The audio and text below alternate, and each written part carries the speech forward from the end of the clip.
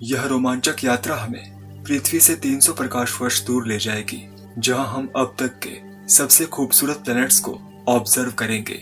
एक गहरा गुलाबी रंग का प्लैनेट जो जापानी चेरी के रंग का हमारे जुपिटर जैसा दिखने वाला एक प्लैनेट है। और अंत में हम हमारे अपने सोलर सिस्टम से बाहर मौजूद प्लैनेट्स के एक सिस्टम को देखेंगे, जिसकी खगोल वैज्ञानिकों को तस्वीर लेने का मौका मिला है। ये सोलर सिस्टम से बाहर मौजूद पहले ऐसे प्लैनेट्स हैं जिन्हें हम वास्तव में देख पा रहे हैं। पृथ्वी से करीब 57 प्रकाश वर्ष दूर इक्वेटोरियल कॉन्स्टेलेशन वर्गों में एक चमकीला गुलाबी स्पॉट देखा जा सकता है। ये ग्लीस 504 है, एक पीला ड्वार्फ तारा जो हमारे सूर्य की तरह स्पेक्ट्रल क्लास जी का है और इसका द्रव्यमान 1.22 सोलर मास के बराबर है। इस तारे का एक प्लैनेट है जिसे GJ504b कहा जाता है। ये एक ऐसा प्लैनेट है जिसने वैज्ञानिकों का ध्यान सबसे ज्यादा आकर्षित किया है। इस प्लैनेट और तारे के बीच की दूरी सूर्य से जुपिटर तक की दूरी से लगभग 8 गुना अधिक है। इतनी ज्यादा दूरी होने के कारण इस प्लैनेट पर तारे की बहुत कम रोशनी पड़ती है। इसके बावजूद इसके ऊपरी वायुमंडल का तापमान लगभग 237 डिग्री सेल्सियस है। इतना ज्यादा तापमान GJ504b की कम उम्र से एक्सप्लेन किया जा सकता है। ये प्लैनेट केवल 16 करोड़ साल पुराना है और अभी अपने शुरुआती चरण में है। इसकी तुलना में हमारा सोलर सिस्टम लगभग 4.6 बिलियन वर्ष पुराना है। यह अनुमान है कि GJ504b बृहस्पति से 4 गुना भारी है। 2016 के आंकड़ों के अनुसार इसका रेडियस जुपिटर के रेडियस का 0.96 है। इस प्लैनेट और इसके तारे के बीच की दूरी 43.5 एस्ट्रोनॉमिकल यूनिट है। यह दूरी हमारे सूर्य से प्लूटो के बीच की दूरी के बराबर है। यह आश्चर्य की बात है, क्योंकि हमारे सोलर सिस्टम में अपने तारे से इतनी ज्यादा दूरी पर इतने प्लैनेट नहीं हैं। यह वैज्ञानिकों के लिए अभी भी सोचने के लिए पहेली बना हुआ है कि अपने तारे से इतना दूर कैसे है। 2011 से 2012 तक सीड्स प्रोजेक्ट पर काम कर रहे वैज्ञानिकों ने GJ504b की तस्वीरों को कैप्चर करने और उन्हें एक तस्वीर में कंबाइन करने में कामयाबी हासिल की। इस तस्वीर में हम प्लैनेट के करीब मौजूद इंफ्रारेड स्पेक्ट्रम में रंगीन कंपोनेंट्स को देख सकते हैं जो सूर्य के समान तारे की परिक्रमा कर रहे हैं। ये कोरोनाग्राफ केंद्रीय तारे की ब्राइट लाइट को कम करता है। इस क्षेत्र से गुजरने वाली रेडिएशन की इंटेंसिटी बाईं ओर देखी जा सकती है, जबकि सिग्नल टू नॉइस रेशो दाईं ओर है, जिसमें सबसे वीक सिग्नल भी जो सिस्टम डिटेक्ट कर सकता है दिखाई दे रहा है। लेकिन 2017 में इस ऑब्जेक्ट के बारे में वैज्ञानिकों ने एक और राय दी। वैज्ञानिकों ने एक स्टडी प्रकाशित की जिसमें उन्होंने GJ504 की फंडामेंटल प्रॉपर्टीज और इसकी रासायनिक संरचना का पुनर्मूल्यांकन किया। यह प्रमाणित किया गया कि तारा वास्तव में पहले जैसा सोचा गया था उसकी तुलना में बहुत पुराना है। इस स्टडी ने हमें GJ504b के द्रव्यमान पर डेटा को दोबारा जांचने की अनुमति दी। यह पता चला कि ये प्लैनेट भारी है, जिसका अर्थ है कि हम एक ब्राउन ड्वार्फ तारे की जांच कर रहे हैं, न कि एक विशालकाय प्लैनेट की। इस यात्रा में आगे हम गैस के विशालकाय ग्रह इरिडानी बी को देखेंगे, जो हमारे सोलर सिस्टम के प्लैनेट जुपिटर जैसा दिखता है। सूर्य से लगभग 100 प्रकाश वर्ष की दूरी पर यह प्लैनेट 32 वर्षों में अपने F टाइप तारे 51 इरिडानी की परिक्रमा करता है। ये हमारे प्लैनेट जुपिटर से 2 गुना भारी है और अपने तारे से लगभग 12 एस्ट्रोनॉमिकल यूनिट की दूरी पर स्थित है। 51 इरिडानी बी प्लैनेट की खोज की घोषणा 2015 में की गई थी। ये प्लैनेट लगभग 2 करोड़ साल पुराना है। अपने शुरुआती चरण में होने के कारण 51 इरिडानी बी प्लैनेट 427 डिग्री सेल्सियस पर सुलग रहा है।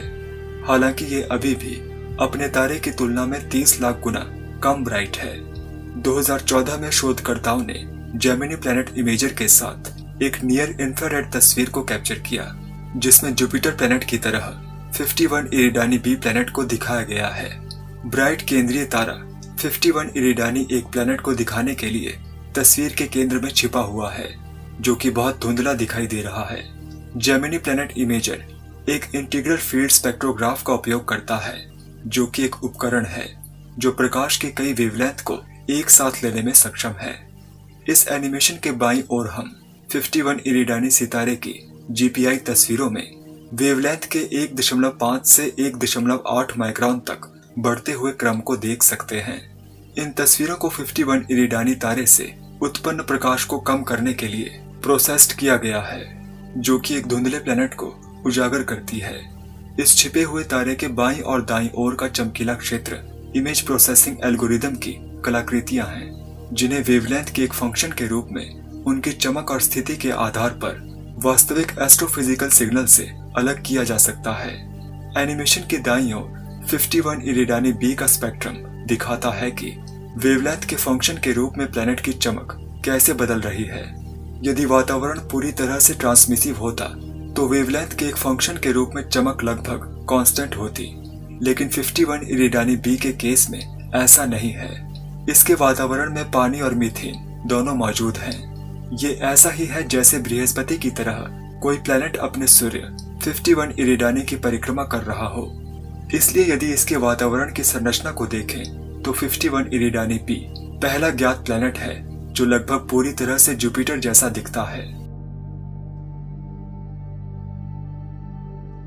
2010 में कई वर्षों के ऑब्जर्वेशन के बाद खगोल वैज्ञानिकों ने पहली बार पेगासस कॉन्स्टेलेशन में स्क्वायर ऑफ पेगासस के पश्चिमी किनारे के अंदर स्थित केंद्रीय तारे HR 8799 के चारों ओर घूमते हुए 4 प्लैनेट्स का एक वीडियो कैप्चर किया। हमारे सोलर सिस्टम से बाहर मौजूद पहला रिकॉर्डेड प्लैनेटरी सिस्टम वाला तारा। ये केवल 6 करोड़ साल पुराना है।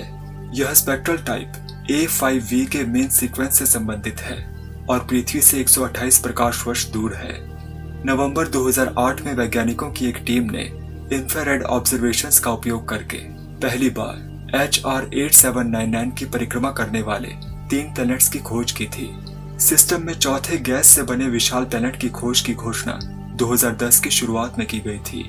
उसी वर्ष वैज्ञानिकों ने चिली में स्थित वेरी लार्ज टेलीस्कोप का उपयोग करके HR 8799c नाम के प्लैनेट के स्पेक्ट्रम की तस्वीर लेने में कामयाबी हासिल की। प्लैनेटरी साइंस के इतिहास में पहली बार ऐसा हुआ था कि सभी 4 प्लैनेट्स गैसों से बने प्लैनेट थे। तारे के निकटतम प्लैनेट का ऑर्बिटल रेडियस 51 एस्ट्रोनॉमिकल यूनिट है, जबकि सबसे दूर के प्लैनेट का रेडियस 68 एस्ट्रोनॉमिकल यूनिट है। प्लैनेट्स का ऑर्बिटल मोशन एंटी क्लॉकवाइज है।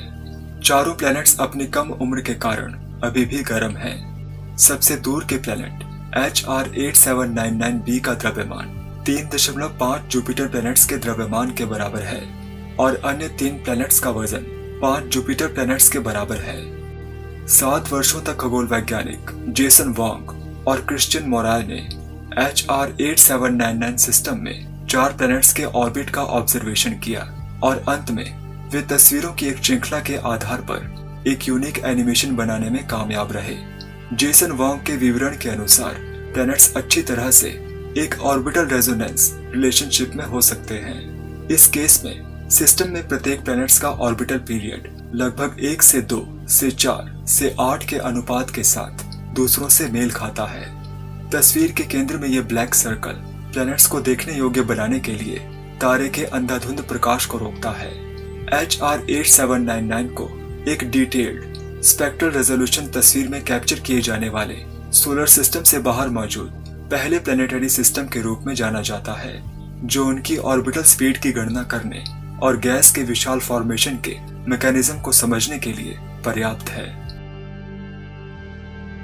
अब पृथ्वी से 300 प्रकाश वर्ष की दूरी पर करीना कॉन्स्टेलेशन की ओर चलते हैं, जहां हमें एक नया तारा HD 95086 मिला है, जो केवल 1 करोड़ 70 लाख साल पुराना है। इस तारे के पास गैस से बना एक विशालकाय प्लैनेट है, जिसे HD 95086b कहा जाता है। ये प्लैनेट जुपिटर से 5 गुना भारी है और इसका कंप्लीट ऑर्बिटल पीरियड 328.8 साल का है। ये अपने तारे से 55.7 एस्ट्रोनॉमिकल यूनिट दूर है, जो सूर्य से नेपच्यून की दूरी से 2 गुना है। HD 95086b की खोज की घोषणा 2030 में की गई थी। इस प्लैनेट को बहुत बड़े टेलीस्कोप का उपयोग करके डायरेक्ट ऑब्जर्वेशन के द्वारा खोजा गया था।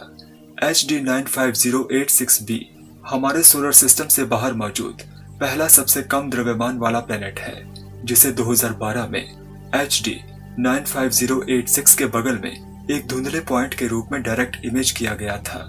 रिसर्चर्स द्वारा ली गई इस तस्वीर में हम करीना कॉन्स्टेलेशन के दक्षिणी भाग का आकाश और तारा HD 95086 देख सकते हैं। इसके ठीक बगल में गैस से बना एक विशालकाय प्लैनेट है HD 95086b।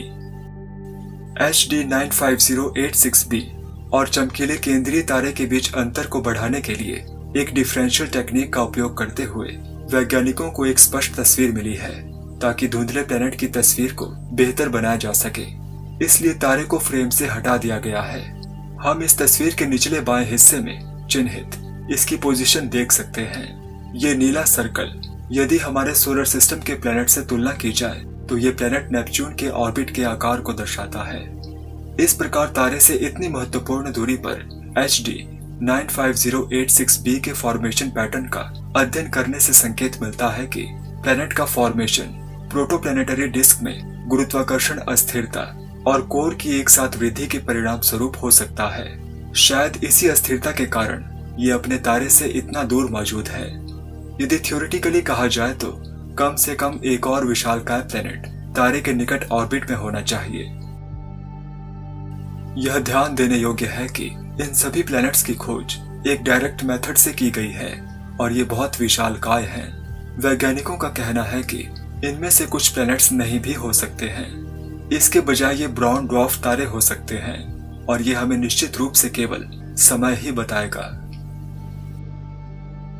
हमारे अपने सोलर सिस्टम से बाहर मौजूद सितारों के प्लैनेट्स और ब्रह्मांड के रहस्यों के बारे में और भी इंटरेस्टिंग तथ्यों के बारे में जानने के लिए ये प्लेलिस्ट जरूर देखिएगा।